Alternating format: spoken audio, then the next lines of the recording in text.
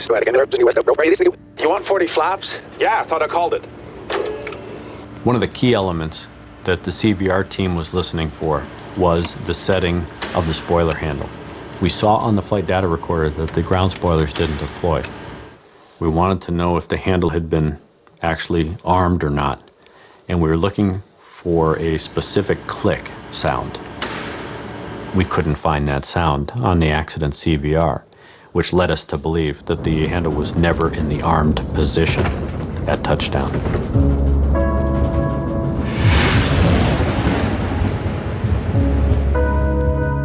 Intensely busy in the cockpit, the pilots simply forgot to arm the spoilers. Had they deployed, the MD-80 aircraft might have overshot the runway, but it would have stopped before hitting the catwalk. The pilots had made serious and ultimately fatal errors, but investigators wanted to know why. They suspected that pressures earlier in the flight led to these mistakes. They turned their attention to the weather.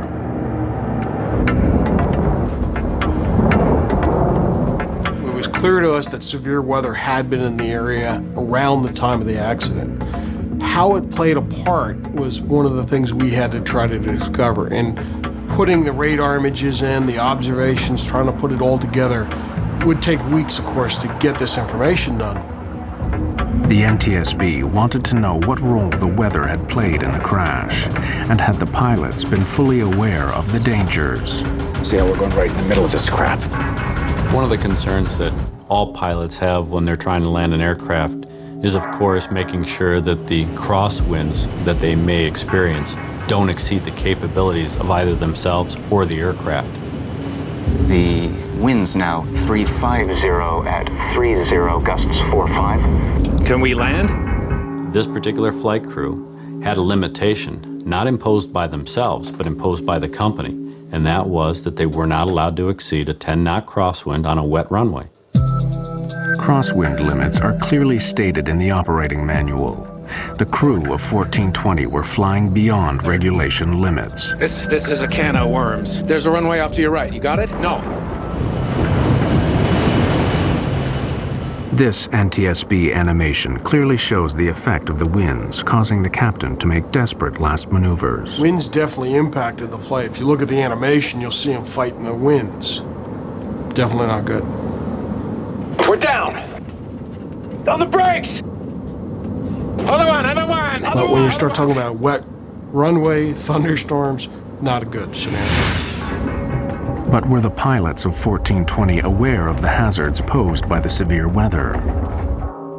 For the NTSB, the dangers of thunderstorms were all too clear. In 1994, a U.S. Air DC-9 fell victim to wind shear in North Carolina. The plane stalled at 250 feet and fell from the sky. A Delta TriStar crashed after flying into the most severe kind of wind shear that created an intense downdraft of air. So should the crew of 1420 have aborted the approach? There's the runway. There's two runways. Yeah, I know. See, we're losing it. I don't see how we can maintain visual. This NTSB weather animation overlays the path of the aircraft with ground radar images of the storm. Bushman and Orogel landed in lightning, torrential rain and hail, and 50-mile-an-hour winds. Based on the information that we had from ground-based weather radar, the flight crew of 1420 should have been seeing the majority of that storm. They would have been seeing the leading edge going green, rapidly changing the yellow to bright red. Can't see anything. Looking for 460. As they progressed towards Little Rock, they started to paint the bad weather not only on their onboard radar, but they could see out the window lightning. And one of the key statements that this captain made, which basically summarized the entire flight, was the captain saying, I hate droning around visual at night in weather without having any clue where we are. I hate droning around at night when I don't know where I am. That was such a key statement. It was at that point, by an experienced 10,000-hour captain, that he should have abandoned the approach going into Little Rock and either gone to his alternate or made his way back to Dallas.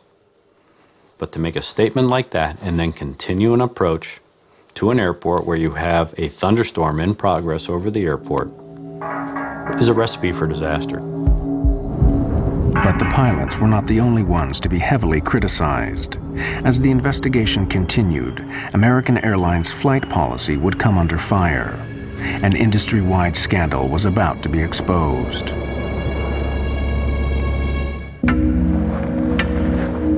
For months after the crash of Flight 1420, the NTSB dug deeper into the circumstances surrounding the Little Rock accident. The question was, who would take responsibility? American Airlines was reluctant to admit that their pilots had knowingly flown into a severe thunderstorm. Initially, they tried to pin the blame on the controller at Little Rock. Americans started legal action against the authorities responsible for airport controllers. Americans' lawyers claimed that the crew of Flight 1420 had not been given all the current weather information. American 1420, your equipment's a lot better than what I have.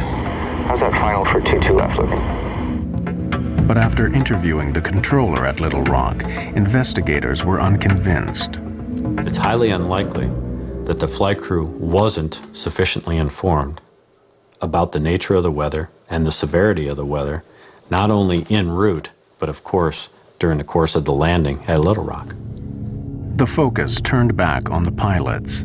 Lawyers representing the passengers were determined to get American to accept liability for the crash. I mean, it is about money in a way, because you want to make them pay. Because I saw the letters that they would write back to my lawyer, minimizing what we had been through, minimizing my daughter's burns, cuts, the psychological effects it had on my son at age 15, and my daughter, and me, and just minimizing everything. So you want to find a way to hurt him. Renee Solomons and many other survivors attended the NTSB public hearings held in Little Rock 8 months after the disaster. With the captain dead, the co-pilot was the first to testify. As we went off the end of the runway, I could see the runway lights coming up, and I knew we were going off the end of the runway. I couldn't see anything in front of us, and all I thought was the gear would collapse, and we would continue to slide. It's got to be okay. And then all of a sudden, I felt the impact. I followed it as close as I could. You bet. I mean, I wanted to know what happened. I went to all of the NTSB hearings. I was outraged. I was mad.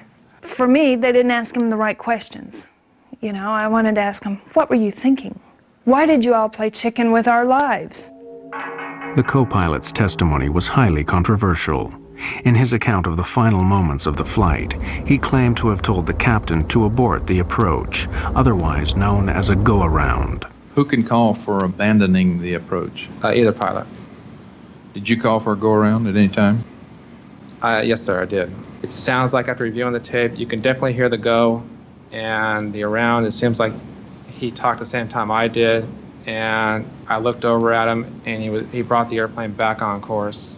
However, when NTSB specialists studied the cockpit voice tapes, they couldn't hear this statement. Damn, we're off course. Oh, I can't see it.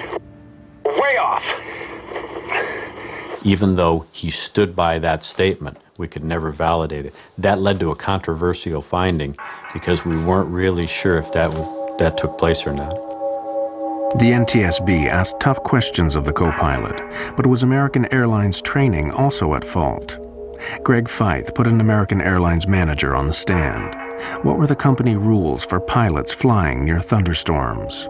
When asked the question, he basically responded that he just didn't want his pilots flying into that type of weather. Our pilots are forbidden to enter or depart a terminal area blanketed by thunderstorms. To the NTSB, this policy simply wasn't clear-cut enough. Well, that's a very subjective call for a pilot. Pilots need boundaries. You have to set limits. If there's convective activity, that is thunderstorm activity, it's within 5 nautical miles of the airport. There's lightning, there's wind shear. Don't go there.